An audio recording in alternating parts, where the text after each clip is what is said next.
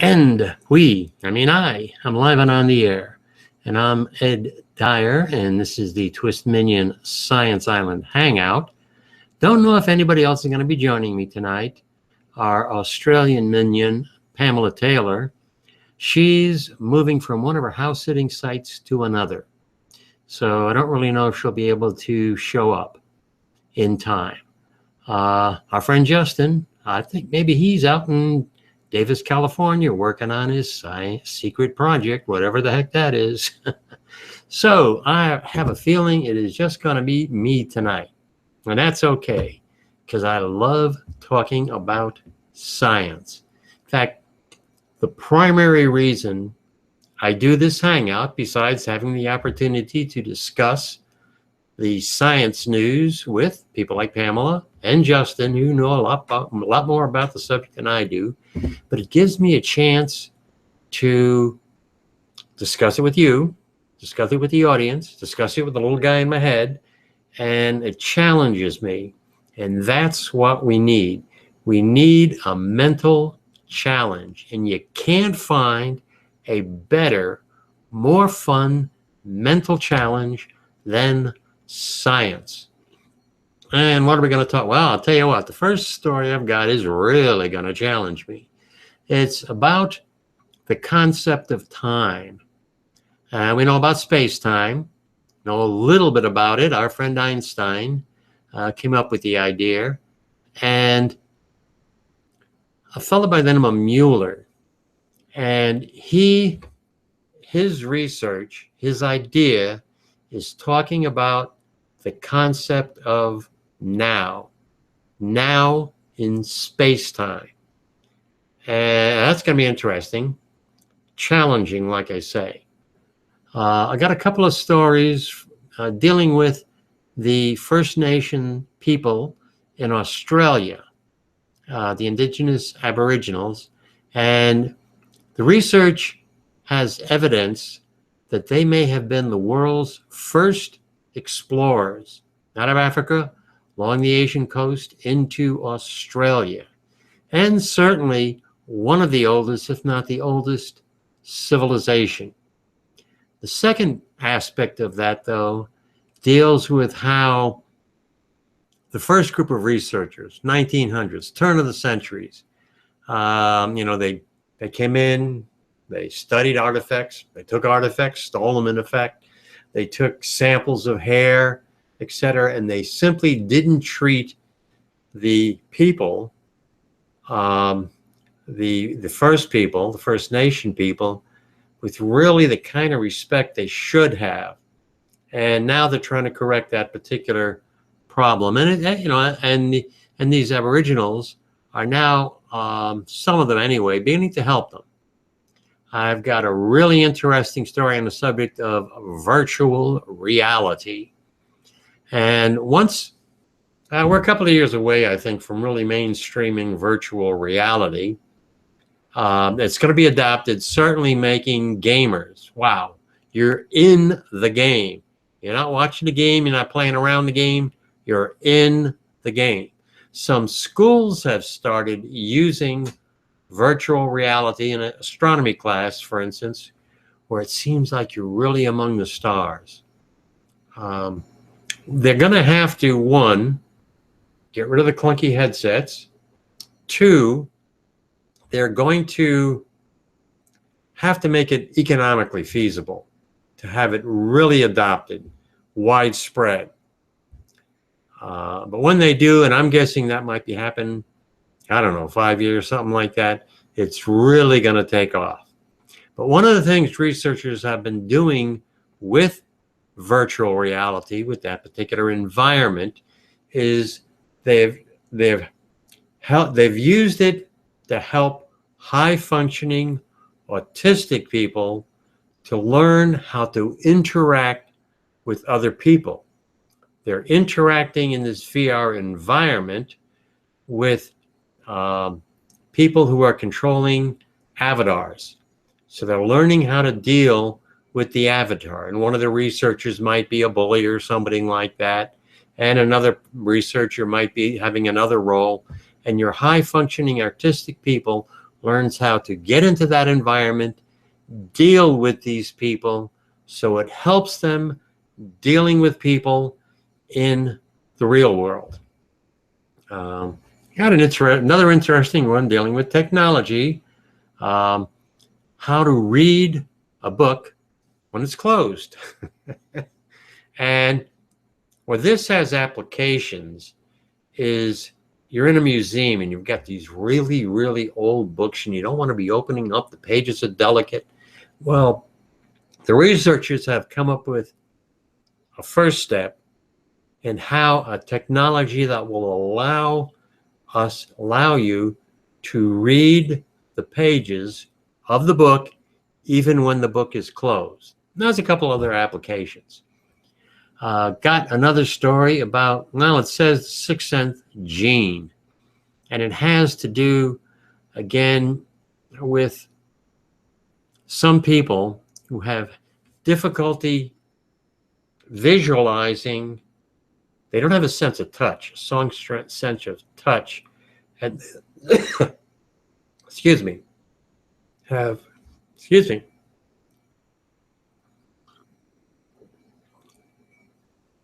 difficulty. For instance, when you close the eyes, you reach out, you're touching the wall or whatever so you don't run into it. Well, these people, two people that they found, because of defect of the gene, they don't have that sense of touch. But that's interesting. Another story about technology to help people with a heart attack. With a heart attack, one of the things you got to do is sudden heart attack. You got to get that blood pumping quickly. And what you have now, you get somebody in on the surgery room table. You crack them open, and it's a pretty invasive process. Here's a researcher who is developing.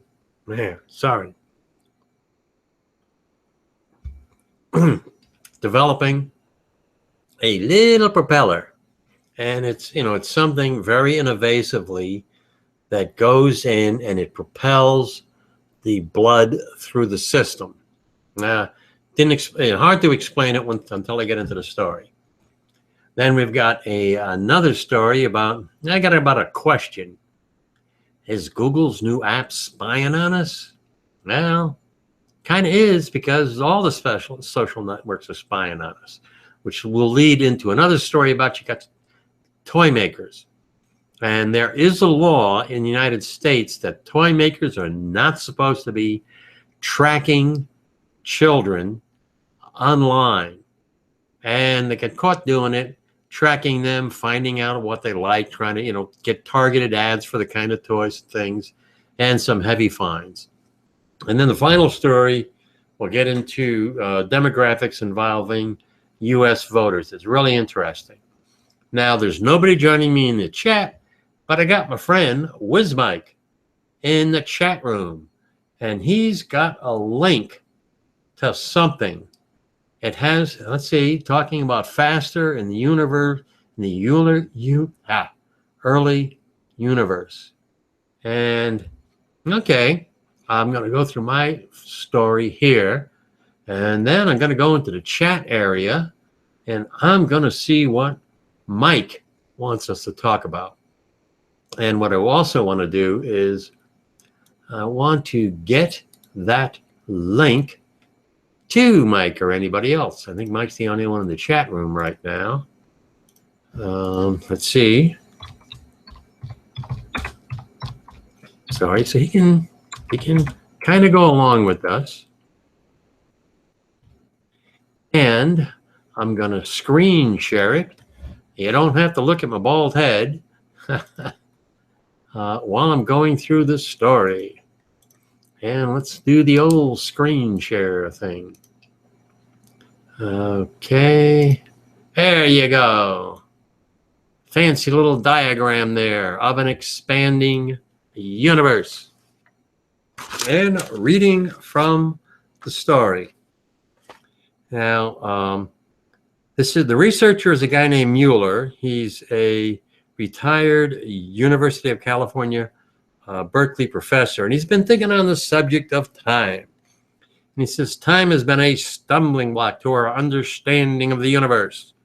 His new idea is time is expanding because space is expanding. The new physics principle is that time and space are linked, new meaning from Einstein's. When you create new space, you will create new time. Ever since the Big Bang explosively set off the expansion of the universe 13.8 billion years ago, the cosmos has been growing, something physicists can measure as the Hubble expansion. They don't think of it as stars flying away from each other, however, but as stars embedded in space and time, continually expanding. Time is not the only thing expanding, however. Space-time is expanding, and we are surfing the crest of that wave, and he calls that now. Every moment, the universe gets bigger, and there is a little bit more time. And it is this leading edge of time that we refer to as now.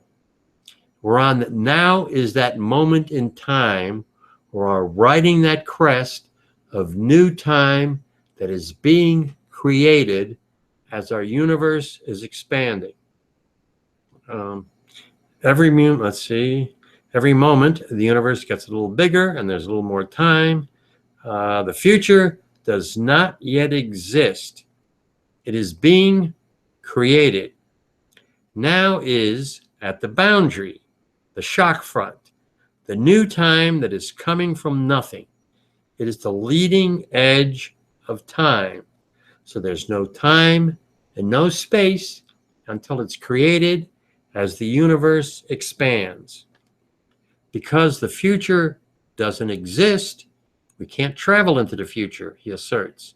He argues too that going back in time is equally improbable, since to reverse time, you would have to decrease, at least locally, the amount of space in the universe. Now that does happen, such as when a star explodes or a black hole evaporates, but these reduce time so infinitesimally that the effect would be hidden in the quantum uncertainty of measurements, an instance of what physicists call cosmic censorship. No clue what that means. In any event, the only example I can come up with is black hole evaporation. In that case, it turns out to be censored. And censored, I think, meaning we can't observe it. So I couldn't come up with any way to reverse time. And my basic conclusion is that time travel is not possible. That is, this time, even where you have that black hole evaporation, we can't, because we can't observe it, it doesn't really exist as far as we're concerned. That's my take. Black hole mergers create a millisecond of new time. Mueller's theory explaining the flow of time led to a collaboration with Caltech theoretician Sean McGuire that explains the travel in more detail using mathematics and proposes a way to test it using LIGO, an experiment that detects gravitational waves created by merging black holes. And that's one of the things. You have all kinds of physicists coming up with, different ideas. String theory was one. And, these are the brightest people on the planet. These hypotheses, even, they've got some basis in mathematics. But unless you can come up with an experiment to test your theory, then it's not really, I'll use the term hard science. You got to come up with that experiment, and that's really, really difficult. If Mueller and McGuire are right, then when two black holes merge and create new space, that should also create new time, which would delay the gravitational wave signal LIGO observes from space. Okay. So he's trying to come up with a way through these observations of the merger of two black holes, a way of, I don't know if observing is the right idea. It doesn't sound like it's the right idea, but it's a way of demonstrating that this new time being created for an infinitesimally small period of time might actually be able to be recorded through the LIGO experiment. All right, the coalescing of two black holes creates millions of cubic miles of new space, which means a one-time creation of new time. And I tried to explain it, but I really can't. Hopefully, now this will, of course, I'll put the story in the chat area. If you're really interested in it, you can, and you want to get a better idea than the way I can explain it, go into the show notes. There'll be a link, and then you can look it over. The black hole merger, first reported by LIGO in February 2016, involved two black holes weighing about 29 and 36 times the mass of the sun, producing a final black hole weighing about 62 solar masses. The new space created in the merger would produce about a millisecond of new time, which is near the detection level of LIGO. A similar event at 1/3 the distance would allow LIGO to detect the newly created time. Now, no physics theories have the flow of time built into them in any way. Time was just a platform on which you did calculations. There was no now mentioned, no flow time. The idea of studying time itself did not exist until Einstein. Einstein gave physics the great gift of time. Einstein, however, was unable to explain the flow of time into the future instead of into the past, despite the fact that theories of physics work equally well going forward or going backward in time. Shouldn't you feel too bad, because even Einstein couldn't figure this out. And although he calculated different rates of time depending on the velocity and gravity, he had no idea why time flowed at all. The dominant idea today for the direction of time came from Arthur Eddington, who helped validate Einstein's general theory of relativity. Eddington put forward the idea that time flows in the direction of increasing disorder in the universe, or entropy, because the second law of thermodynamics asserts that entropy can never decrease. Time always increases. There you got that expanding space-time concept. It's always increasing, and it's never decreasing. It's never, in effect, going backwards. During my first big experiment, the measurement of cosmic microwave radiation, I realized, and oh boy, I have no idea what he's talking to here, but I'm going to read it, and maybe somebody out there listening to me are going to read the show notes will have a better idea of what this means. I realized, kind of if somebody else was here, don't think, is anybody else? Gotta check. No, just me. Okay, you just got me trying to explain this stuff. All right, there is 10 million times more entropy in that radiation than there is in all of the mass of the universe. And it's not changing time. Yet, time is progressing.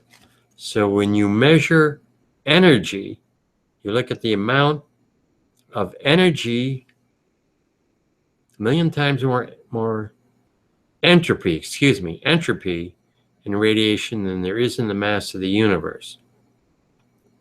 Okay, I'm going to go on. The idea that the arrow of time is set by entropy doesn't make any predictions. It is simply a statement of correlation. And to claim its causation makes no sense. So that first part of this experiment that I mentioned, the 10 million times more entropy in the radiation than there is in the mass of the universe, that really doesn't speak to what is causing time, causing the creation of time. The only example I can come up with is black hole evaporation. And in that case, it turns out to be censored. And by censored, once again, I'm meaning we can't see it. So I couldn't come up with any way to reverse time. And my basic conclusion is that time travel is not possible. And, let me see, I think I've read the entire story. Not sure. Excuse me for a second. See if there's any more here to the story. Doing a little tap tapping. Okay. I think that's it. In any event, in the conclusion, Mueller is optimistic the next few years LIGO will either verify or falsify his theory. Okay, we got another guy. And we got YI Guy has joined the chat room. And if he's joined in now, I probably have completely confused him. But it's a really interesting idea. And if it is validated by the LIGO experiments, then it gives us a new way of thinking about time, how the concept of now time exists. I get out of the screen share.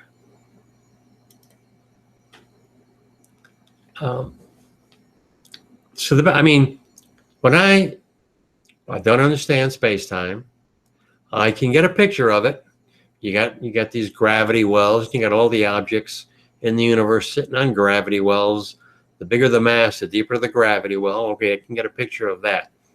But this concept of time, man, that's the really, really tricky part. But with Mueller's idea, we know the universe is expanding. And if I get the picture of as the universe is expanding, we're not just talking about space expanding, we're talking about time expanding, and it's right at the edge where time is expanding. That is the now we know of. We're living in the moment. We're living in the moment. We're living on right at the crest of that wave of time, new time being created as the universe expands. Okay. Now I'm going to go over to the chat area. And we got, let's see. He's given me a couple of links here. All right, let me go to the first. This is Mike. Mike in the chat room. Uh-oh. That leads to a picture. A flux capacitor. Okay, got no idea what the heck a flux capacitor is. Okay, let me go to his first link. Okay, the first link he gave us. Okay.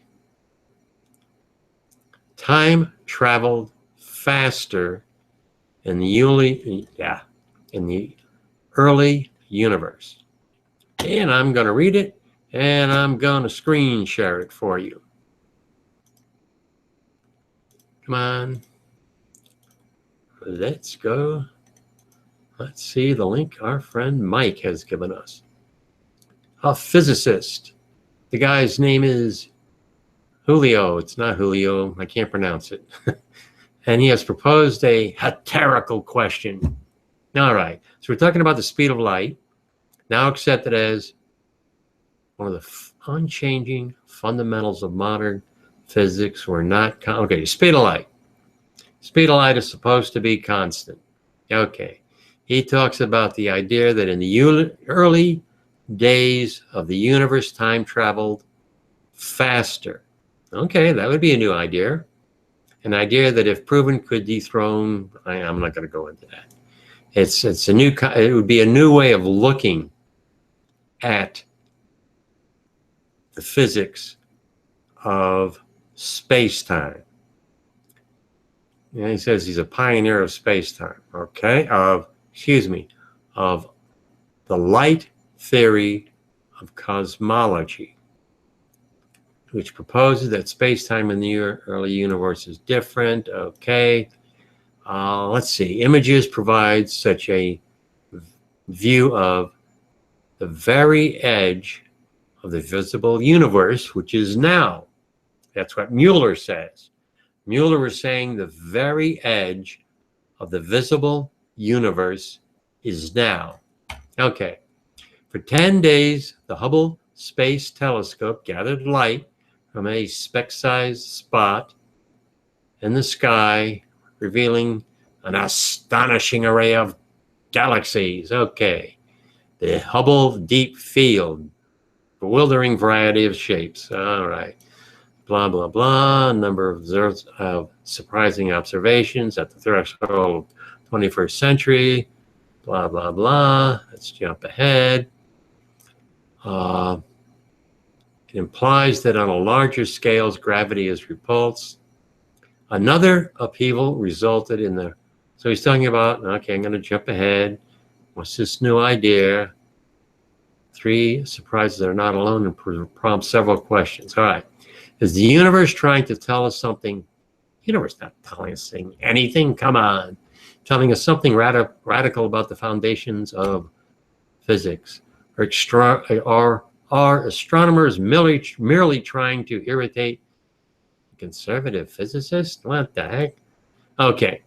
Solving the most intractable problems of cosmology in one brilliant leap. No, that's a little hyperbole here. In any event, this guy, Majahilo or something, is varying speed of light theory would stunning. I hate these words. Stunning. Come on.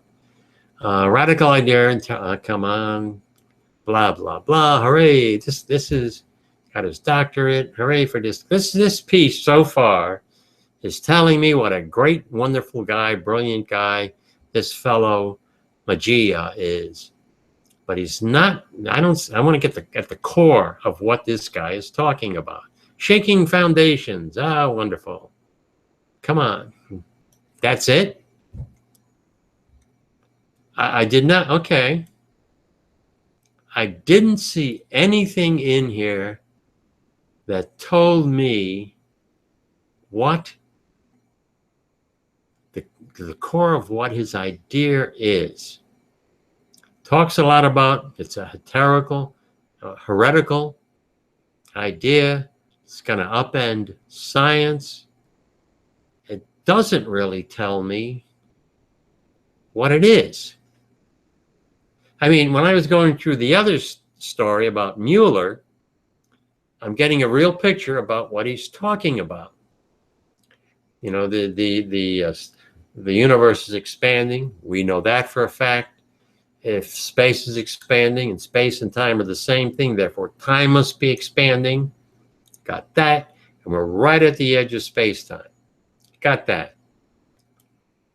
This doesn't tell me anything in real specifics,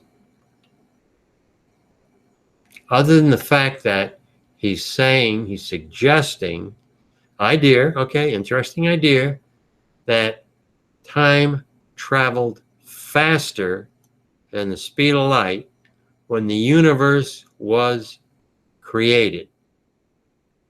Now, that certainly would mean revisions to Einstein's theory of relativity, because the constant there is the speed of light. But, okay, he's got this interesting, really, I don't see where anything in this article is giving me some, what's the foundation? What's at the core of what he's talking about? Let's see. Another possibility is time variation in C causes the energy stored in the cosmologic constant to be converted into normal matter.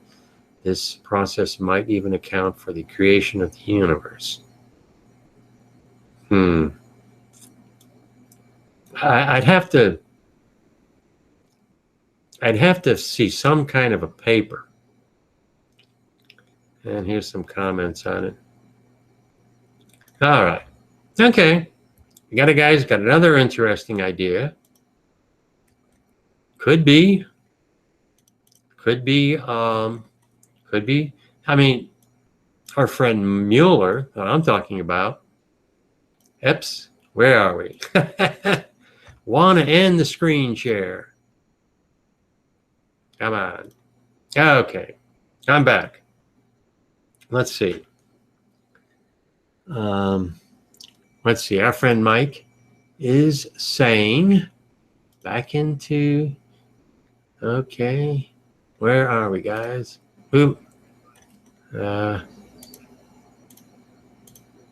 Okay, where are we? Come on.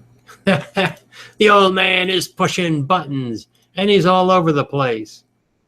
Let's see. Okay. Well, I got a message on Facebook. Justin won't be able to make it. Okay. Come on. There we go. Okay. There was a lot of other articles. Okay. Thank you for the link.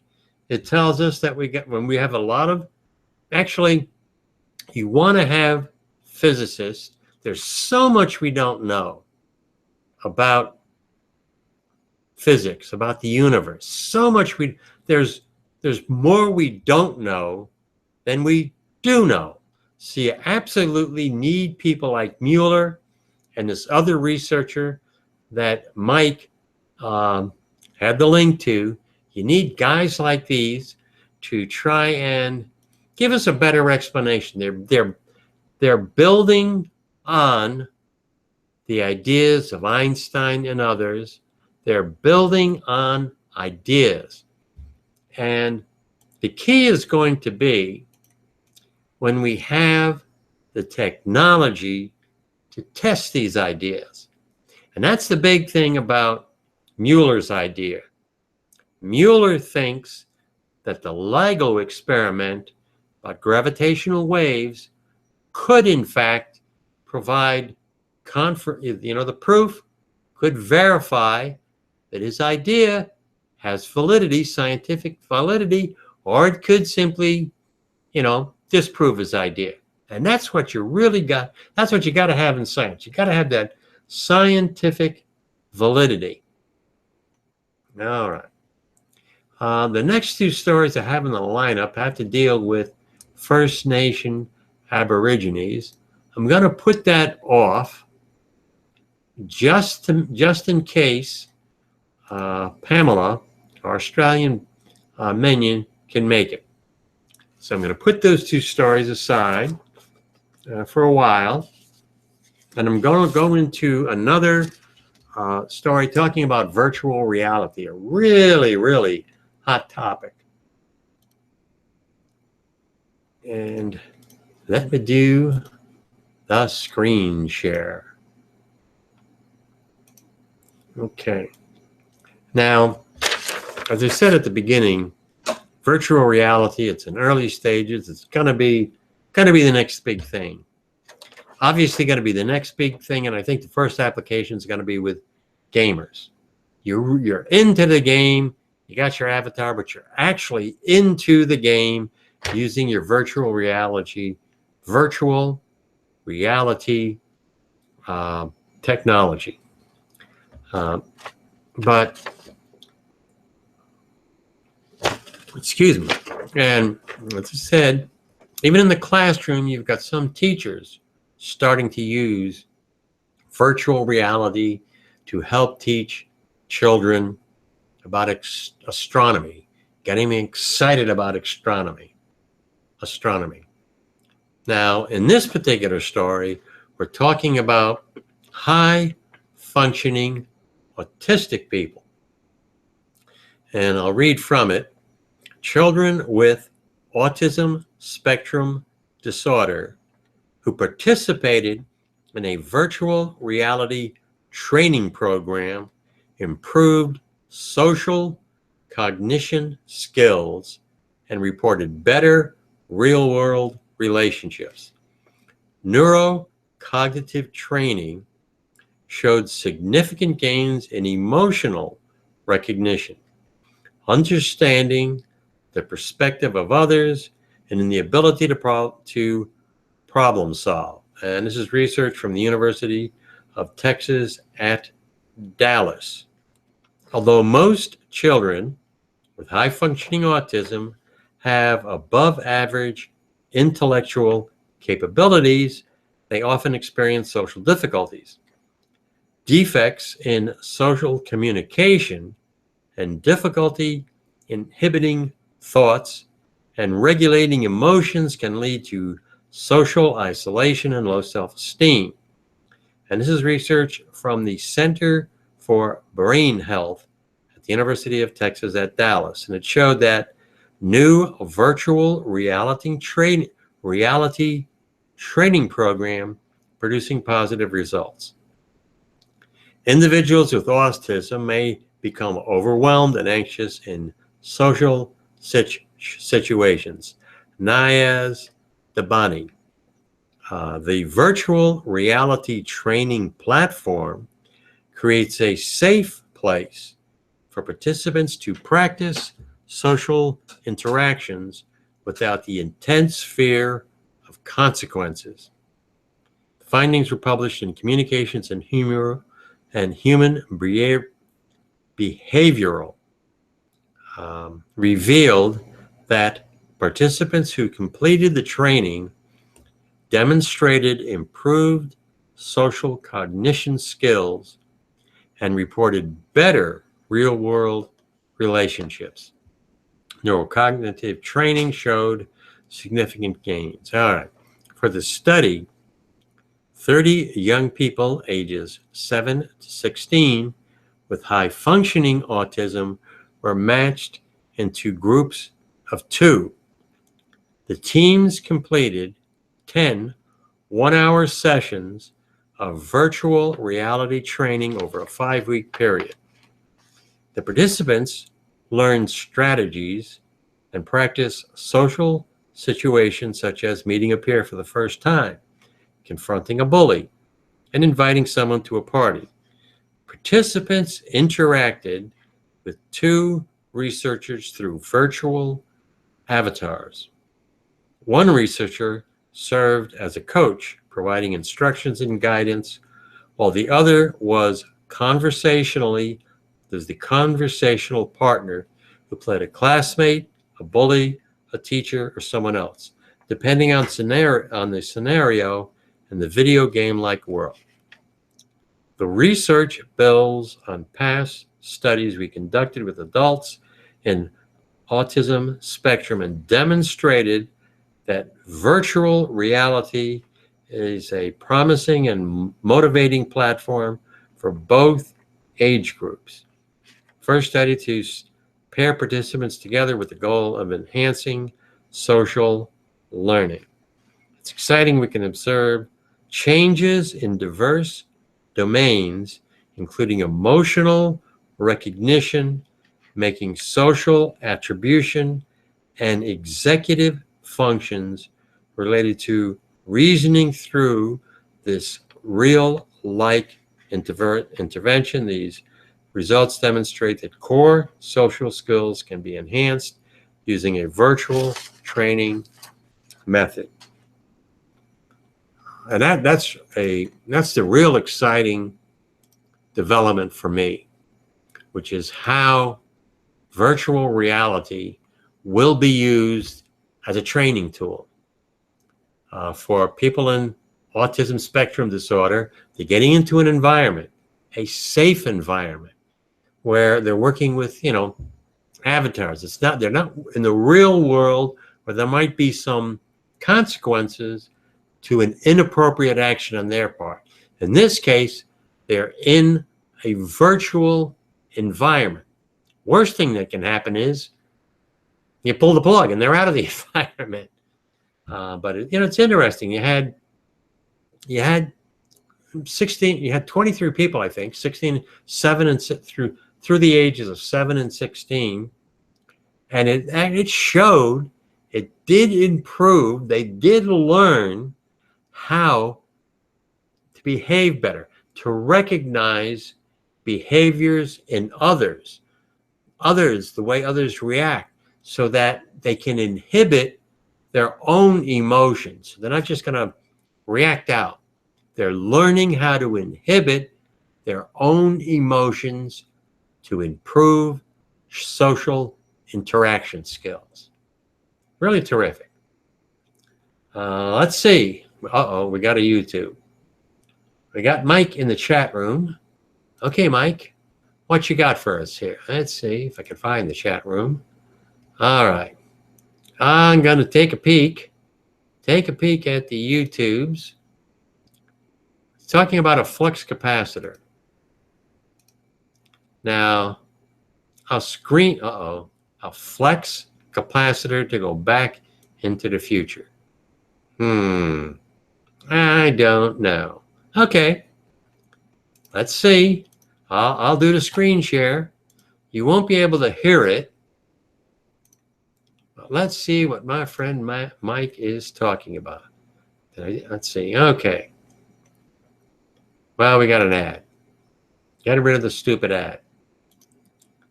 Okay. Oh, God. Come on. Come on, Mike. Come on. Oh, God. Oh, sure. There's a movie flux capacitor. Wahoo. I'm going to... All right. Of course, it's in a movie. Now we all know science fiction will be science fact at some point in time. Yes, Mike, you're funning with me. The flux capacitor.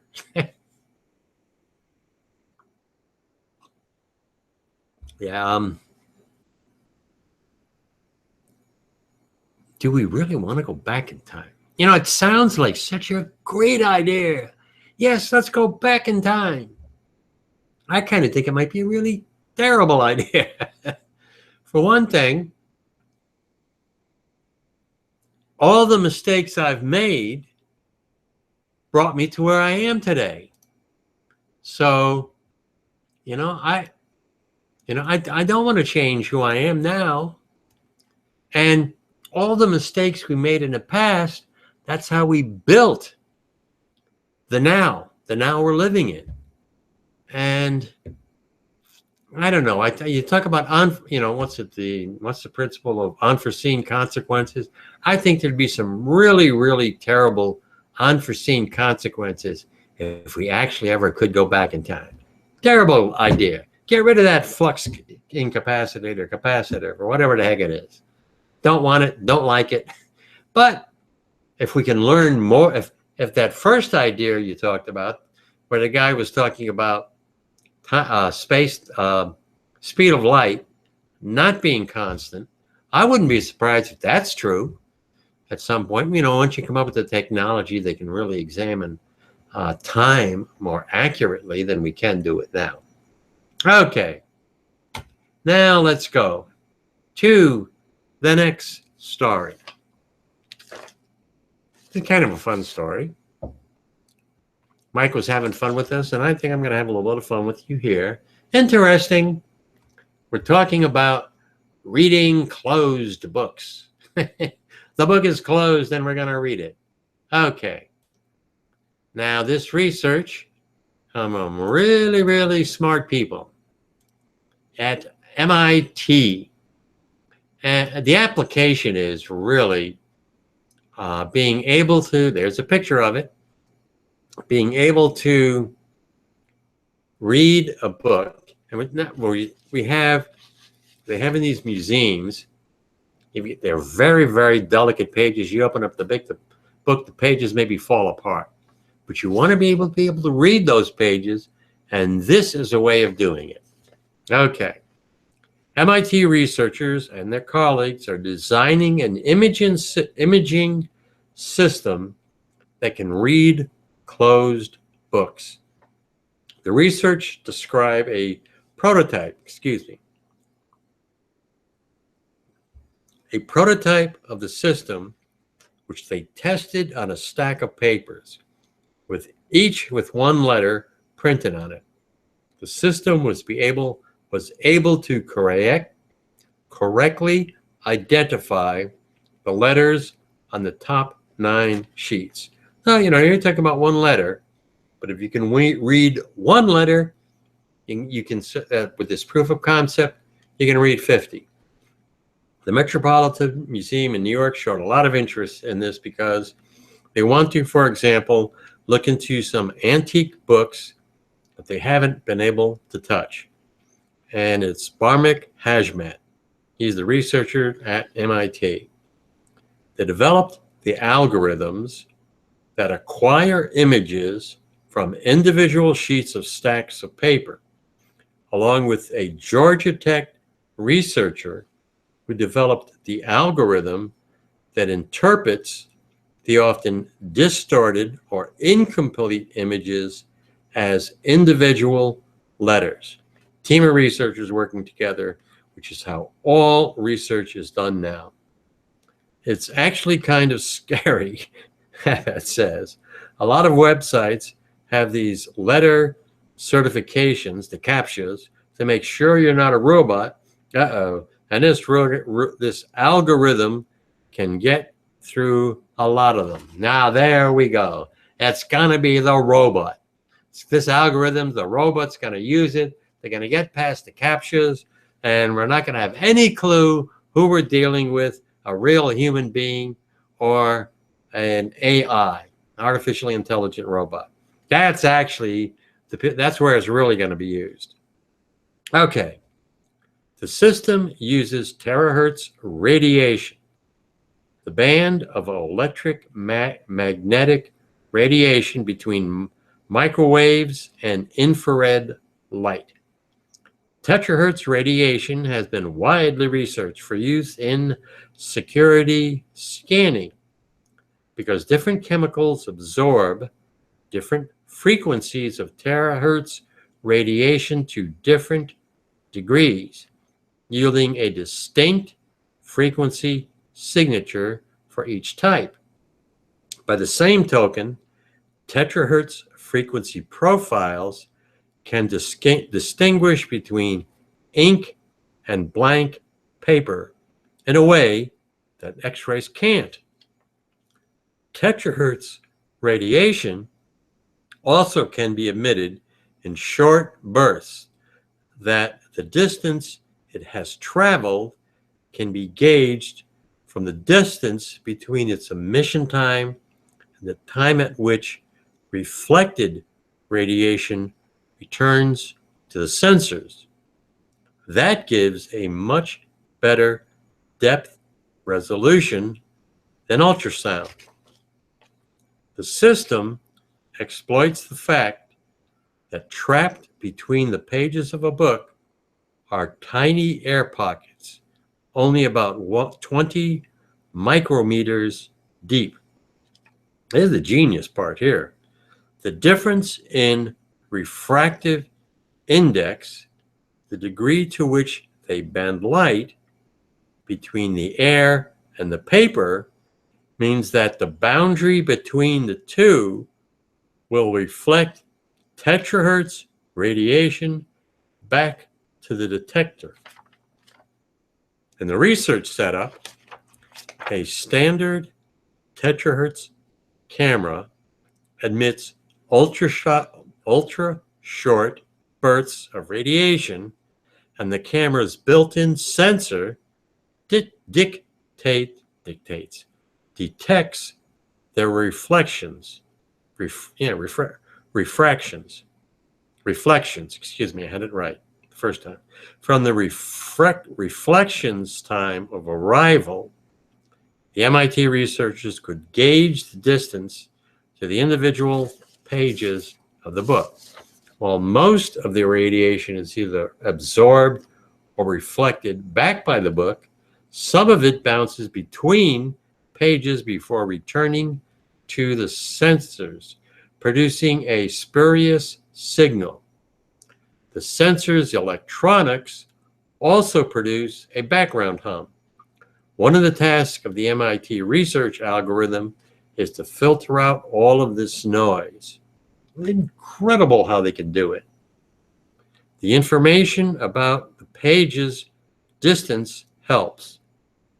It allows the algorithm to hone in on just the terahertz signals which arrive, whose arrival times suggest they are true reflections. Then it relies on two different measures of reflections energy and assumptions about both the energy profiles of the true reflections and the statistics of the noise to extract information about the chemical properties of the reflecting surfaces. Man, how the heck they could figure that out? That's just amazing. Getting that precise, getting that real precision between all these signals they're getting. At the moment, the algorithm can correctly deduce the distance from the camera to the top of the pages in a stack, but past a depth of 9 pages, the energy of the reflected signal is so low that the difference between frequency signatures are swamped by noise. Terahertz imaging is still a relatively young technology. However, the researchers are constantly working on how to improve it. Yeah.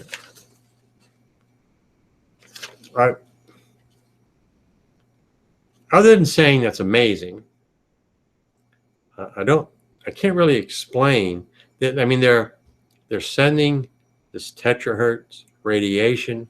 They're using feedback from it. They're reading, even using the little bubbles of air in the pages, and then using that as a way of gauging and detecting these reflections of terahertz radiation, and coming up with an algorithm to use that and extrapolate out into one signal. That is freaking amazing. It's going to have applications, obviously. For one thing, it's going to really, I mean, think of all the books. You know, there might be books that have been in museums and stored and locked away, and no one has any idea what they say. Now you're going to be able to read. You're going to read almost the history of whoever wrote that book. Who knows what kind of information we can come up with? Maybe some observation about something that happened 100, 200, 300 years ago. Amazing. Have we said amazing enough times? Okay. All right. Now, let me see if we got a message yet. No message yet. We're approaching 1 a.m. Connecticut time. I got a feeling Pamela won't be joining us. Okay. Now, this next story, the heading, I don't know, the heading is a sixth sense gene. It's a really interesting story. So let me screen share it. A little diagram, and it's talking about perceptions. Being able to perceive distances in things when our eyes are closed, for instance. You have people, when our eyes are closed, we're reaching out, we're trying to touch something. And we probably have even a little picture in our brain about where that thing is, where the door is or something. But in this particular study, they were dealing with people who don't have a sense of touch. Okay, let me read from it. With the help of 2 patients with a unique neurological disorder, scientists have discovered a gene called piezo2, controls specific aspects of human touch and a perception or sixth sense describing awareness of one's own body and space. Mutations in the gene caused the 2 to have movement and balance problems and the loss of some forms of touch. Despite their difficulties, however, they both appeared able to cope with these challenges, but relied heavily on vision and other senses. All right. Our study highlights the critical importance of this piezo2 gene and the senses it controls in our daily lives. This is Karsten Bowerman, Institute of Neurological Disorder and Stroke, the National Institute of Health. Okay, the results establish the piezo2 is a touch and pre-perception gene in humans. Understanding its role in these senses may provide clues for a variety of neurological disorders. These 2 individuals were able to give them some clues about what could be causing neurological disorders, this piezo2 gene. The 2 patients in the study were unrelated, one 9 and the other 19. They have difficulties walking, hip, finger, and foot deformities, and abnormally curved spine, diagnosed as something progressive scoliosis. The research discovered that the patients have mutations in the piezo gene that appear to block the normal production or activity of piezo2 proteins in their cells. That's really the important part. Finding a gene, finding what this gene does, and finding, what it produces a protein, what happens if that protein gets blocked. Okay. They call it a mechanism for mechanical sensitivity protein, a mechanical sensitivity protein, because it generates electric nerve signals in response to changes in cell shape, such as when skin cells and neurons in the hand are pressed against a table. A study in mice suggests that piezo2 is found in the neurons that control touch and pre-perception. Our results suggest that these 2 individuals are touch blind. Patient's version of the patient's version of this gene may not work, so their neuron connections cannot touch or cannot detect touch or limb movements. That is, when their own limbs are moving, they can't detect it themselves. When the researchers compared the two patients with unaffected volunteers, they found that blindfolding the young patients made it harder for them to reliably search for an object in front of them, in front of their faces, than it was for the volunteers. You know, these two individuals, they couldn't sense the movement of their own arms like you do when you reach out to touch something to see if it's there. Without looking, the patients could not guess the direction of their joints, the direction their joints were moved, as well as the control subjects could. The patients were also less sensitive to certain forms of touch. They could not feel vibrations from a buzzing tuning fork, as well as the control subjects could. Brain scans of one patient showed no response when the palm of their hand was being brushed. Nonetheless, so you have different forms of touch. One patient didn't have any type of touch. This other patient could feel the stroking of a brush against their skin. This particular patient could feel that, and it gave them a pleasant sensation. They both felt the brushing of the skin. One claimed it felt prickly instead of the pleasant sensation reported by the other. Okay, brain scans showed different activity patterns in response to brushing between unaffected volunteers and the patients who felt prickliness. Despite these differences, the patient's nervous systems appeared to be developing normally. Wow, that's interesting. They were able to feel pain, itch, and temperature normally. The nerves in their limbs conducted electricity rapidly, and their brains and cognitive abilities were similar to the control subjects of their age group. So you're really talking about their problems being with this piezo2 gene and that piezo2 protein. What's remarkable about these patients is how much their nervous systems compensated for the lack of touch and body awareness. It suggests the nervous system may have several alternate paths that we can tap into when designing new therapies. Study demonstrates that bench and bedside research are connected by a two-way street. Bench and bedside, I don't know what that means. Results from basic laboratory research guided our examination of the children. Now we can take the knowledge back to the lab and use it to design future experiments to investigate the role of this piezo2 gene in the nervous system.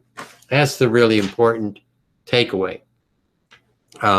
Finding out more precisely what this piezo2 gene and what the protein, if the protein is blocked, what does it mean? If the protein is not blocked, what does it mean? Okay. Now, excuse me.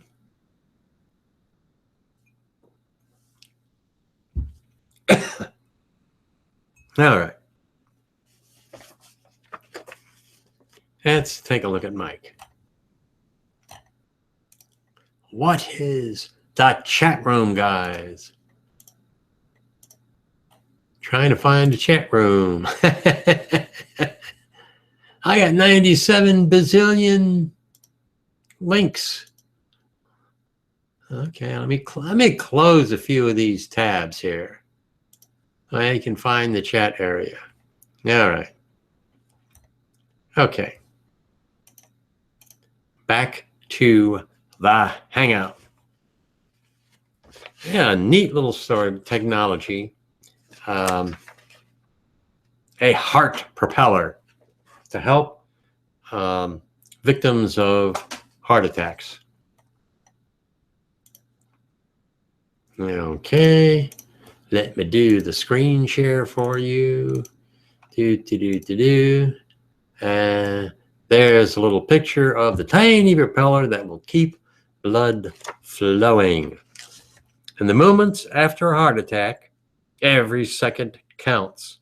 Medical professionals need to act quickly to stabilize the patient, prevent further damage to the heart. That means sometimes they got to quickly open the chest cavity. And of course, that can be pretty traumatic. They gotta open up the chest cavity, implanting a left ventricle asset device called an LVAD to help the weakened heart muscle keep pumping blood throughout the body. Thanks to a new type of this LVAD, such invasive procedure may not be necessary. Okay. This is a new type of LVAD developed by Penn State University. I would say tiny heartmate, a little teeny tiny heartmate PHP. You want to know what a PHP is?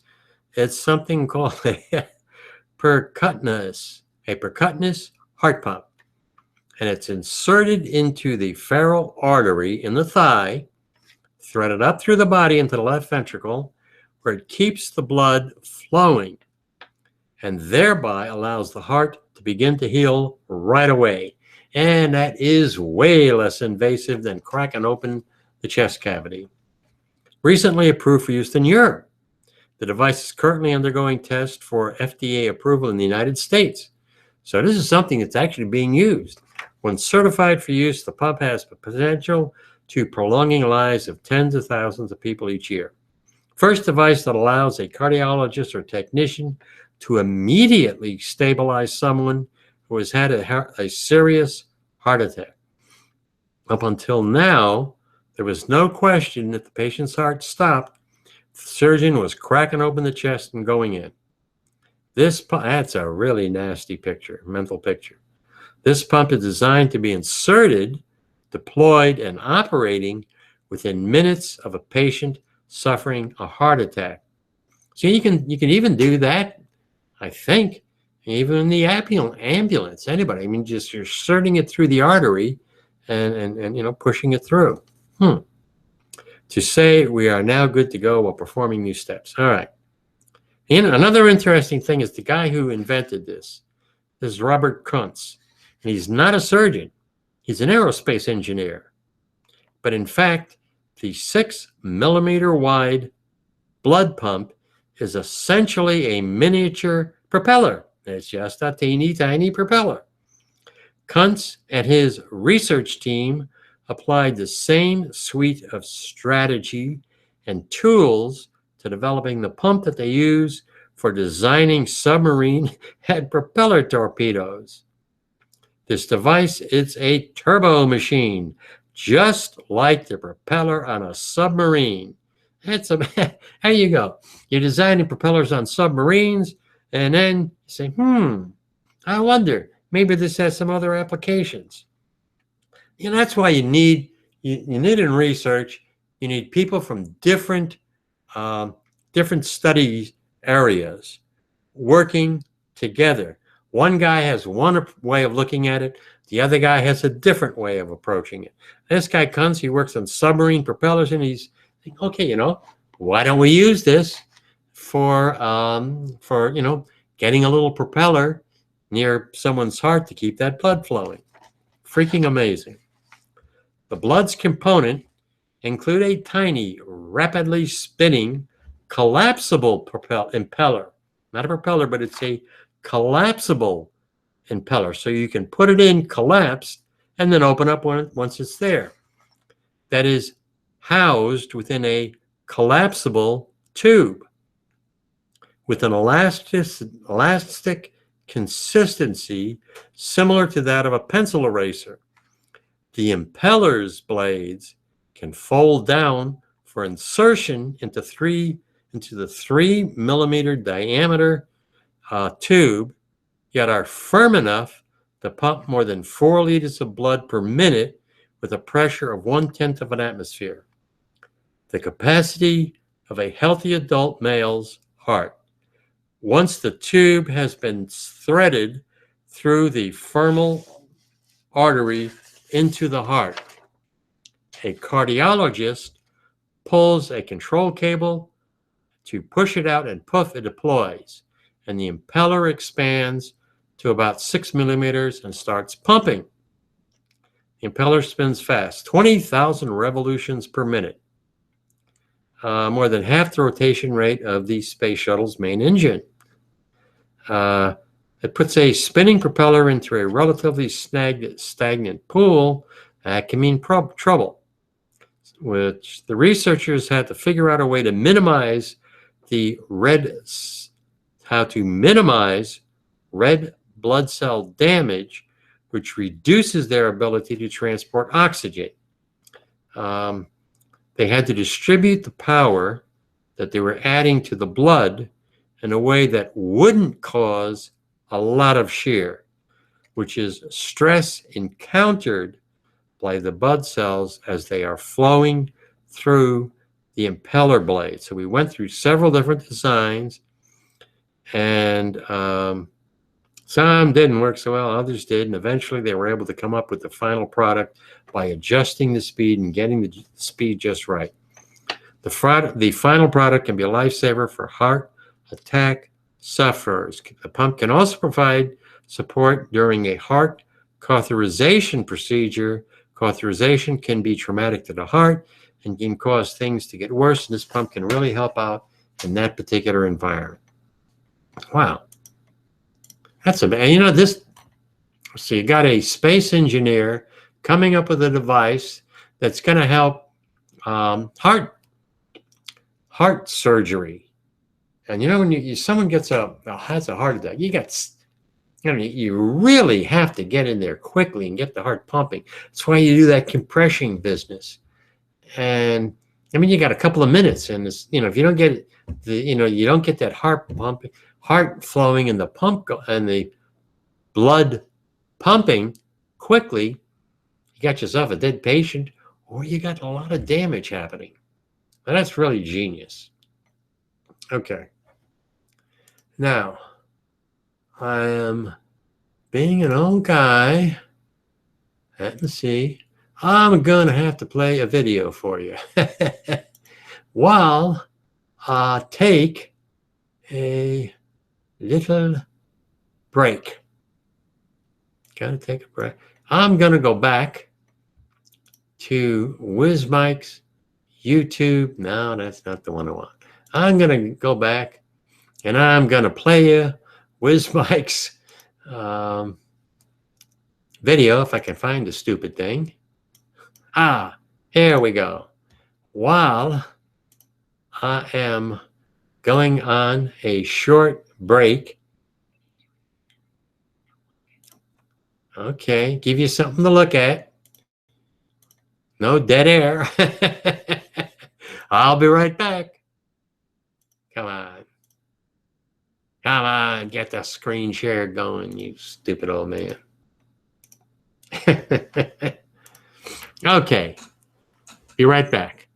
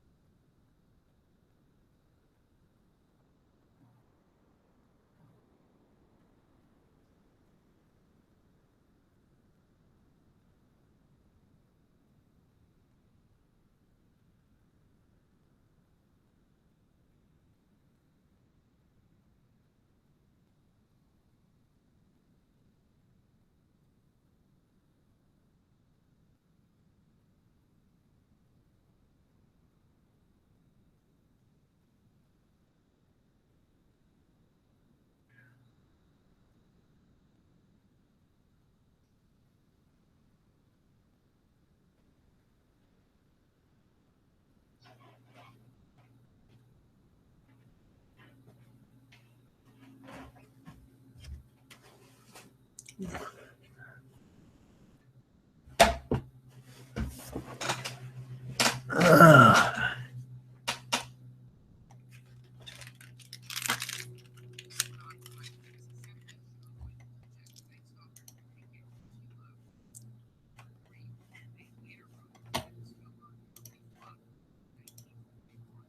right. I'm back. All that talk of bodily fluids flowing kind of got to me. All right. Let's see. Okay. Now,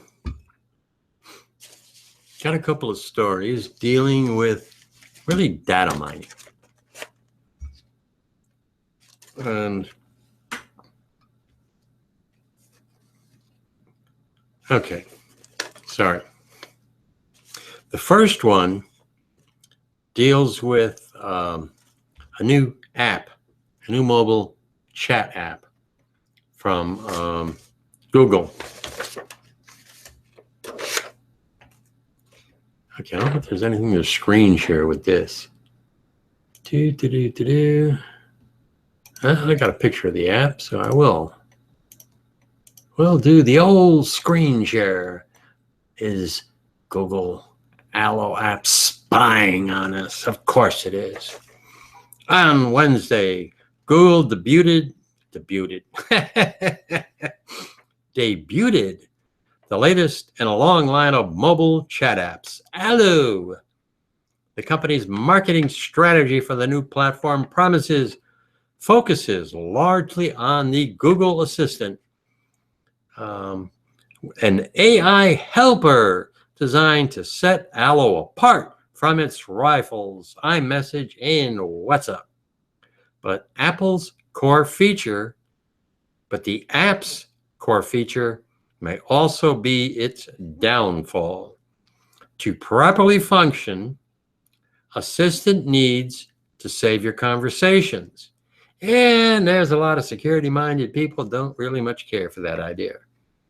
In some ways, Allo looks like a lot of its competitors, like iMessage. It's an easy-to-use chat app with a minimalist design. All the standard features. Group chats, goofy stickers. My God, I got a bazillion stickers every time I go onto Facebook and Twitter.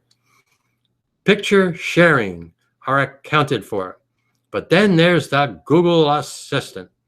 This AL helper can do all the things that Siri and Alexa can do, but it's integrated into Allo's chat platform.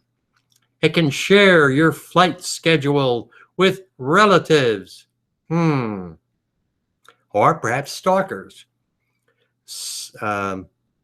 Settle trivia disputes within a group chat. Okay, that'd be good. Fetch vacation photos from your camera roll. I don't know. I want some stupid app dragging photos from my camera roll. I don't mind doing it, but I don't know that I want any app to do it. Might be a few things in that camera roll I don't want the public to see. In any event, the smart reply feature will even attempt to guess how you will respond to certain messages, potentially sparing you the inconvenience of typing it out. Okay. Now, all these helpers, these assistants, Siri, etc. I tried using them. I don't know. I get used to the touch screen. You just touch the screen and stuff happens. That's good. I don't really use Siri very much, and I really haven't gotten used to it. But then I'm a 73-year-old guy, so maybe it's a little harder for me to get to use something like this. These smart robot chat thingies. Okay, that catch. Allo chats are not end-of-the-road encrypted. In other words, Google can go back indefinitely to access your conversations. That's because the app's machine Learning relies on previous chats. Okay, so it's going back on your chats and tweets and stuff, chats, I guess, and it's learning stuff about you. The more it knows about you, the better it is able to assist you. That's the idea. Google originally said the chats would only be temporarily stored within the app. Haha. But the company has since been backtracking, The Verge reports. The current version of Allo permanently saves all messages by default unless the user actively deletes them. But I was listening to a show on the TWIS network yesterday, and on the show, there was Stacy Hickenbotham and Jeff Jarvis, and what she showed was that she could delete a chat comment, but she couldn't delete it from history. So that's another problem. Privacy settings promptly criticized and a whole bunch of security circles. Our friend Edward Snowden doesn't much care for it. Is Allo really gonna spy on you? Of course it isn't. Google has come under scrutiny for sharing data between its many platforms. Privacy Watchdog filed a complaint with the Federal Trade Commission after school-bound Chromebooks were found to mine students' browsing data. Can't be any problem with that, can there? Well, if you're talking about kids, I don't know. I don't want to browse no kids' history, man. I don't want to see what them kids are talking about. Any of it. Most users won't have any clandestine observers pouring through their conversations. Much of the information will be used to help Google target ads. And that's, of course, it's the advertisers really that want this sort of stuff. And the government, of course.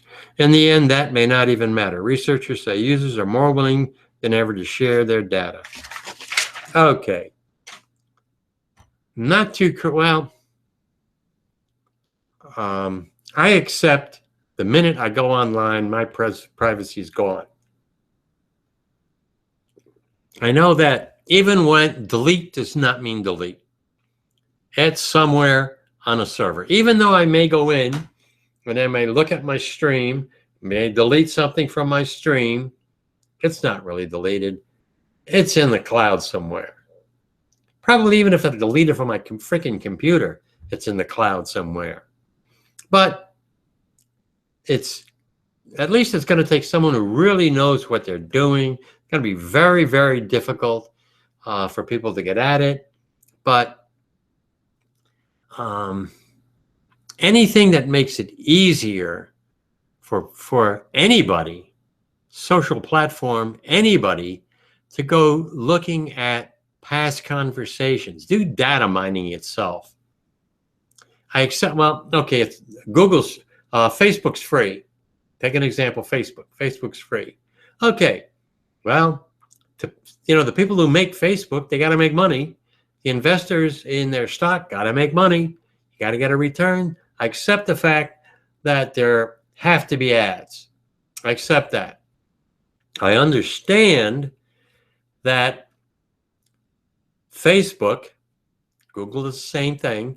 I understand, that Facebook is going to look at my comments and look at the pages I've gone to, and it's going to learn about me, and it's going to make better guesses at what ads I may be interested in. It's going to give me targeted ads.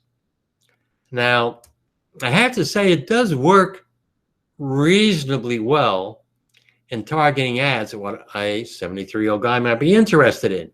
I personally don't want to get ads from mortuaries, and I don't want to get ads from, assisted living quarters. I don't really want to get those ads, but I can understand how Facebook thinks I'm interested in it. I don't know. Well, maybe those Russian male brides, you know, and from Russia, I might be interested in looking at, but whatever. Okay, so I go along with Edward Snowden. I really don't like the idea in which this Allo app is working or going to work. Now, if you're worried about Google mining data, this to me is an example, even worse example, because now you're talking about advertisers that sell products to children and mining children's online presence. And let me do the old screen share for you.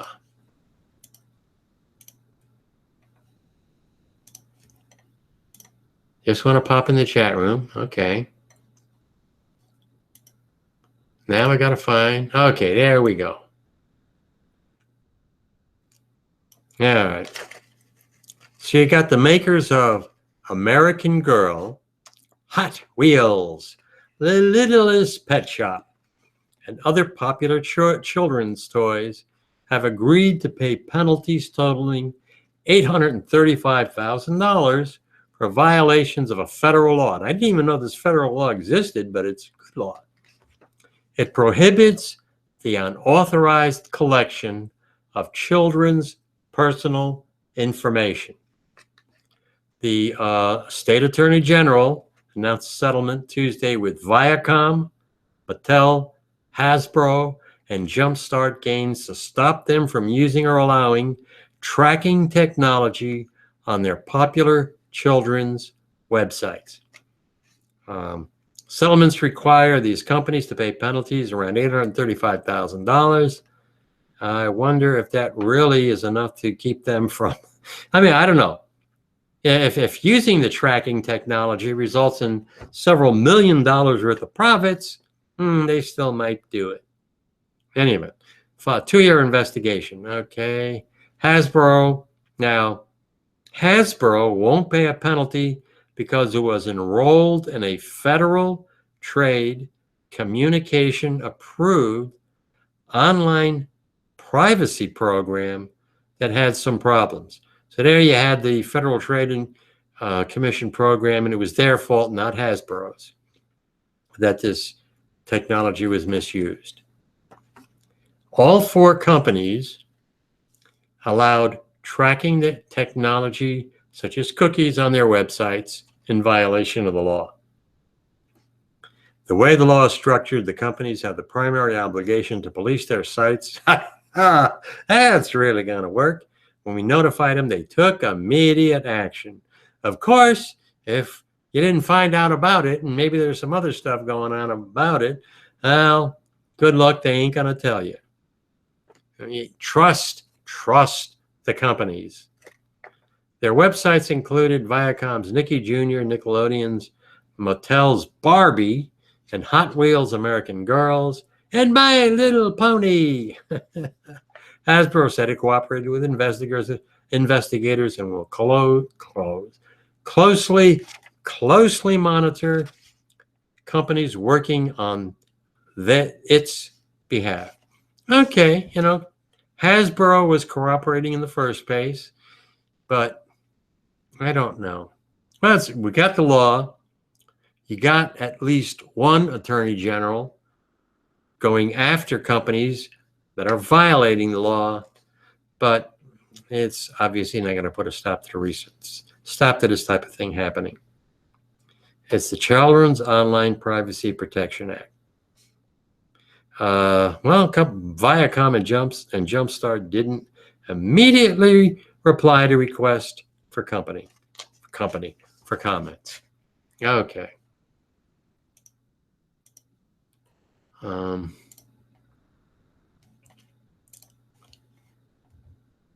Now,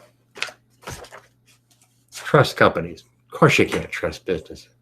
And the thing is, businesses, they're not evil. They're not doing this for evil purposes. You got to understand, they're in the business of making a profit and they're always going to take actions that maximize profits. Now, these guys have been dinged. They've been dinged for violating the law. They're going to be a little bit more careful about how they go about tracking children's information. I got to believe they're still going to do it in some way, shape, or form. They're going to be a little more careful about it. And at least we got laws in place that can penalize the violators that the regulators are able to identify. You gotta have violators. You can't trust companies to do anything other than to look out for shareholder value. Okay. Now, all right. Got two stories I wanted to go over, and I'm going to go back to the first two because I don't think Pamela's going to make it. And they deal with the Indigenous people, the First Nation people of Australia.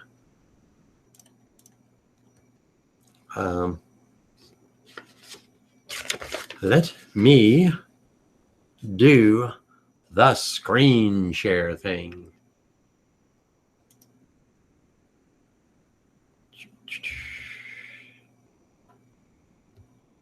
Make sure. Yeah, I got the right story. Okay.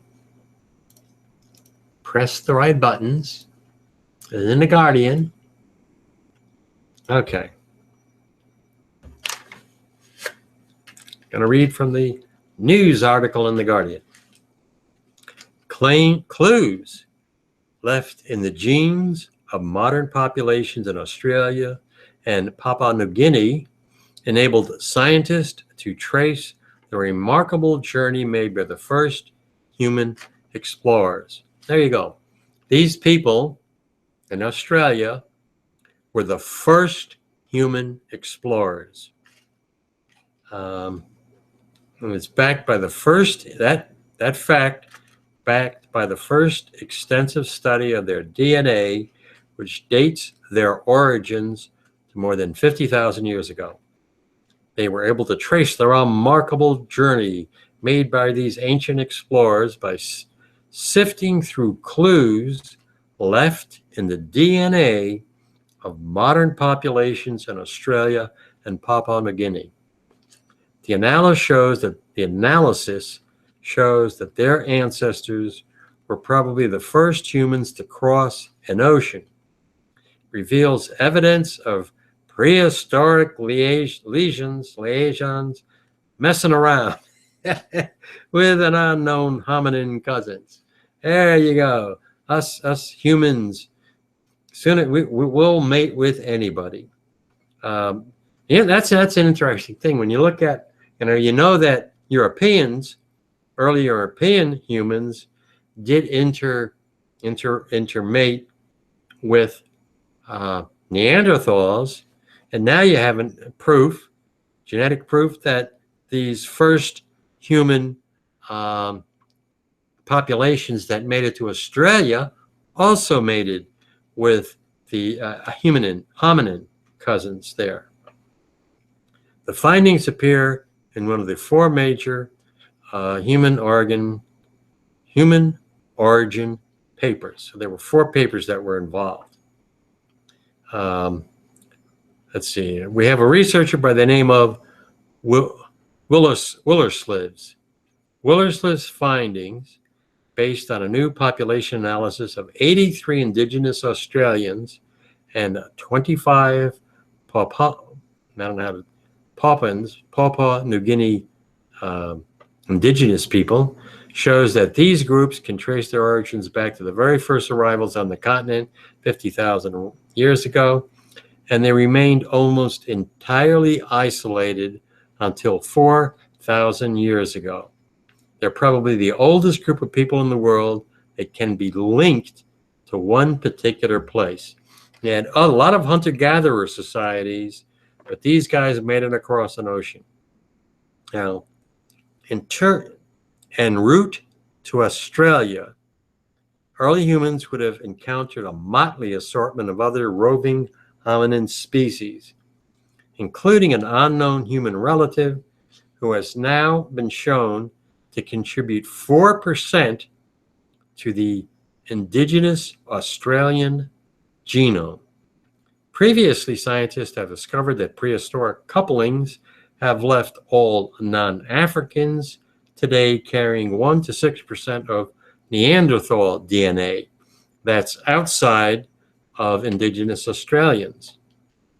Willersleeve said the latest findings add to the view, he's talking about Neanderthals and other extinct hominins, traditionally portrayed as low-browed prehistoric thugs. What that means is these hominins that our early ancestors were mating with must have been fairly close in appearance and behavior to these indigenous people. I don't know if they were really scary looking, apish looking. I don't know that the hominins, they probably would have run away. I don't know. Any of it. Adding to this picture, a second study found that the advent of modern human behaviors around 100,000 years ago, indicated by cave art and more sophisticated tools, does not appear to have been accompanied by any notable genetic mutations. So it's things like these encounters with these hominin cousins that created these mutations. Wasn't tool use, as an example. That's interesting. Our genome contains the history of every ancestor you ever had, And he led a study. This is Swapan Malik, geneticist at Harvard Medical School. They looked at the genomes of 142 distinct populations. And that study suggests that the Bushman and Central African pygmy populations appeared to have split off from early humans sooner than 50,000 years ago. Again, suggesting, they're sooner than 100,000 years ago, suggesting that there was no intrinsic biological change that suddenly triggered human culture. All right. Willersleeve's study resolves the apparent discrepancy between genetic findings that imply that genetic populations have been in Australia for tens of thousands of years, and the fact the languages spoken by these populations are only around 4,000 years ago. They're around all this time, but it didn't appear as if they had a spoken language. It's the movement of people across the continent, leaving their signatures across the continent. Spreading it, this is the time that this new language has spread. So they're spreading across the continent. They encounter different groups, and you have this little signature appearing. It's almost like, I like this analogy. Two guys entering a village and saying, hey guys, now we have to speak to each other. We have to learn another language. We got to learn how to use some stone tools. Hey, we got to have a little sex with the people in the village, and then they're going to disappear. Pretty much that's the way it works in singles bars. The study confirms our beliefs that they have ancient connections to our lands, etc. Okay, so what they're showing is how these Indigenous Australians, First Nation in Australia, were probably the first really ocean-going explorers. Okay. Now, the next study addresses how that relationship between European researchers, etc., and the indigenous people hasn't always been a positive one or a respectful one.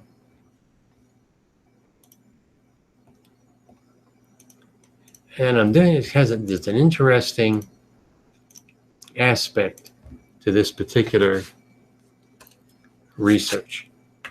Okay. 1938, you had an anthropologist, two of them.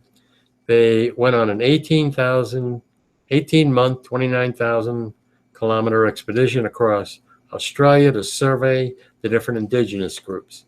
They took photographs, physical measurements, and hair samples. That's the key.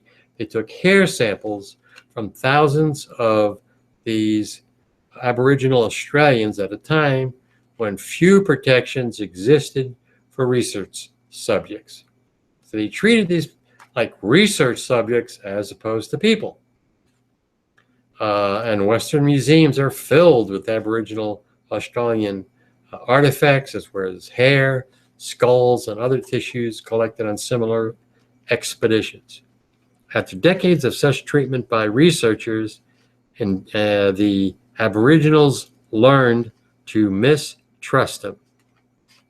However, a new generation of geneticists is attempting to repair the relationships. So instead of seeing them as just research subjects, they're seeing them as people. There were three papers published in Nature. One reports sequences with 83 individuals and is the largest survey of Aboriginal genetic diversity yet published, and the other two papers helped chart the migrations out of Africa. They're really relating to the last story that I was talking about. 2 decades, let's see. Publication 2 decades later, after that first research, publication of the first Aboriginal Australian genome was nearly shelved because researchers did not get approval from any Aboriginal group before sequencing some hair collected. And some members of the research team, including the lead author of the study I just talked about, said they wouldn't work on these studies anymore. He says, I did regret that I didn't approach them before we started undertaking the study. Increasingly, there is an awareness that there are rules and terms of engagement in doing research with Aboriginal, Indigenous people, and communities. They are now studying type 2 diabetes with Aboriginal people who have a much higher rate of the disease than other Australians. So this type of genetic research is pretty valuable. Blah, blah, blah. We're asking them what they want to find out rather than the other way around, which is how most research is done now with Aboriginal groups. There's been damage done in the past. It's really important that these people have a sense of their own ownership. So, just an example of how in the past we treated these people not as human beings, but simply as research subjects. Okay. The last interesting thing, we're kind of drifting into, we are drifting into politics, but I'm not talking about the current, when I'm talking about political positions or candidates, anything, I'm talking about demographics. Some interesting information regarding the voting demographics in the 2012 election. Okay, let me do the screen share. All right, got all a bunch of graphs and stuff, which I will try to avoid. Okay, at the individual level, this is just the introduction. Here we go. That's the first interesting chart. Now, what you can see from the chart, how young people not voting so much, and as people age, they start voting more. You get into the 80s and, 70s and 80s, my men, my folk, my people, we vote, with the highest percentage just about, even the 60s, 70s, 80s. And it kinds of drop offs after that. Income level, the lower the income is, the less voting we see. Same thing, the lower the educational experience people have, the lower the voting participation we see. And I kind of think the idea of the people with the lowest level of education are the ones who are going to be losing the jobs, and the ones who are making less money because they don't have the technical skills. They haven't been given the technical skills for the higher paying jobs. So quite naturally, they make less money. So I think you can see that. In my opinion, my educational level and income level are kind of linked when it comes to voting participation. And I'm going to read from the story. At the individual level, education and income are still two of the strongest predictors of whether someone will turn out to vote. Much of the difference between people who vote and those who don't vote can be accounted for by motivational factors, levels of political interest and engagement. The levels of political interest and engagement are strongly correlated with education and income. And that's kind of unfortunate, because the people who should really we really need the participation of people at the lowest income level, because they're the people that are going to need government help the most. While education increases political knowledge and engagement, the factors that drive an individual to pursue education may be the same ones that lead to participation in politics. Now, age is also strongly correlated to voting. One explanation is that as people get older, they tend to own homes, pay more taxes, and have less residential mobility, increasing their stakes in the political system. Voting rates begin to fall when people reach their late 70s, as health and mobility obstacles make it harder to get to the polls. Okay. Let me get down to another really interesting graphic. And interesting thing here is that all these different graphics, in 2012, African Americans voted on a higher percentage than white voters did, and that might well have something to do with the fact there was an African American running for president. Might have been other factors as well. Okay. There are also group dynamics that influence voting rates across racial and ethnic lines. And I'm going to jump ahead a little bit in the politics here. That's what, too many states put up voting obstacles to people that are poor, people that are disadvantaged, and because of discriminatory practices, it might very well mean that African Americans take up a higher percentage of the people who are in lower income brackets. But, you know, that's what you're whites, blacks, everybody at that lower income level, everybody who's, you know, at the bottom level of society, even at, you know, the you know, what do you call them? Middle income, not middle income, but lower middle income. These are the people that really, we got to get them involved in the voting process. Okay, did a little rambling there. Group dynamics. Statistics are adjusted for income and education.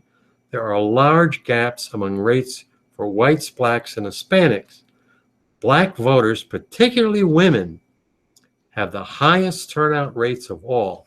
Women voting more than men. The turnout gap with whites is most pronounced at lower levels of income and education. Expert gave several explanations for high voter turnout, and of course one of them is you had an African American running for president. Black churches have played a strong role in mobilization. You know, and with this, you know, with the real problems that we're seeing, racism in some police forces, etc. Hopefully, we're going to see a lot more engagement by, you know, black churches and black people in these communities subject to the discrimination, getting them involved in the process. The more they're involved in the process, the more you're going to see minorities, women making their way up the political ladder, getting into process, getting elected, and then having a real say in the political process itself. Okay, no, sorry for rambling again. African Americans are also more reliable partisan voters because, of course, they are, you know, they're pretty consistent in voting liberal, Democratic, and of course, Obama got 90% of the vote. Now, there was another interesting graph. Midwesterners vote Alliance for some reason. There we go. United States not doing so well when it comes to voting. And as you can see, we got Belgium, 90%, Australia, Turkey, Sweden, Denmark, you know, France, Mexico, Canada, and then you got the United States down there, 58%. I don't know. That's not good. Let me go on. In the 2012 United States presidential election, 58% of voters turned out. Rate on a par in the United States is pretty low compared to other developing countries. Some structural differences are at play. Several countries at the top of the list, including Belgium, Australia, and Turkey, laws requiring citizens to vote. Others automatically, or you're automatically registered. You're a citizen, you get automatically registered, and you have are more active in registering their citizens. That's interesting. Should all American citizens be automatically registered and be able to vote? Well, they're able to vote. Well, they're legally able to vote, but if they don't register, then I don't know how to put it. You know what I'm talking about, but they got to be registered in order for them to go to that registration. Say, you know, they got to be able to prove that they're registered before they're going to be allowed to vote. I don't, you know, I like the idea that one, every American citizen should be automatically registered and be able to vote. I can't see a downside to that. I really can't see a downside to that. Requiring citizens to vote.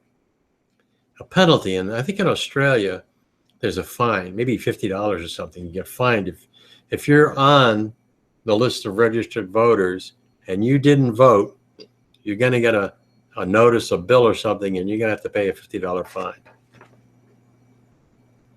Added incentive to get citizens to vote. I like that idea.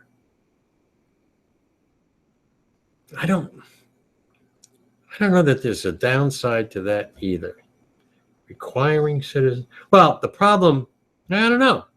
The problem would be, of course, rich people can afford the $50 fine.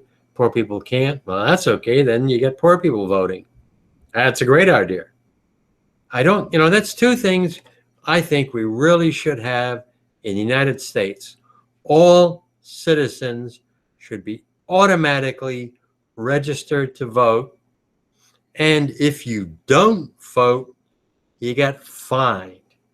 $50, $100, whatever. Let's see what else it says. Some prominent studies have concluded, however, that 100% participation would not result in significantly different election outcomes. Okay. Difference in preferences between voters and non-voters could make a difference at some margins. A 2012 Pew Research Center poll found that non-voters were more likely to support Obama, and the research suggests that if low-income voters were more proportionately represented, lawmakers could prioritize policies that favor, income distribution. That's pretty much a no-brainer. 100% voting doesn't necessarily mean you got a democracy, because you're going to have a dictatorship that says you got to vote, but you can only vote for one person. That doesn't work too well. And that's why I don't see Russia on the list. Well, I thought that was interesting. And it really does speak to the fact that rather than encouraging participation, as the other countries like Australia and Belgium are doing, we got states putting up roadblocks. You got to prove you're an American citizen. Well, you know what? If every American citizen is automatically registered, you don't got to worry about that step. Right there, bang, that step is gone. But you got some states that allow early voting. Australia, you can vote early. I don't have a problem with that. Who cares? I mean, so what? You can't make it on that one particular day when we vote. So what? You should have some other mail-in voting. That's what they do with armed forces personnel who are overseas. I think, at least, let's say a week, even 2 weeks ahead of election date, let people vote, mail-in ballots or something. I don't really have a problem like that. So we really need to change our election process and make it more representative of all people in the country. Okay. Losing my voice. Kind of think we're at the I lasted 2 hours. Wow. Did my voice keep up for 2 hours? Might have. And I am going to sign off. Hopefully, I haven't entertained you. Don't know how much I've educated you or not. Hope I challenged your brain. And you go back into the show notes and you look at that stuff, particularly that first one. That first one, you start talking about the physics and the space-time and whoa, the wheels fall off my brain. I don't know. But gonna be here again next week. Hopefully next week, Pamela can join me. Maybe even Justin can sneak in if he's not working on his science project. And Mike in the chat room. I had Wiz Guy also in the chat room. I hope you guys enjoyed the Hangout. And I'm going to go. And actually, you know what? I'm going to go because I haven't seen Mr. Robot. I haven't seen the last finale of Mr. Robot. And it's something I really want to see. Man, that last episode of Mr. Robot, really had a lot of questions, really ominous, and I can't wait to see it. So good night, goodbye, and a happier guy. Hope you guys hope everybody out there is gonna enjoy the weekend.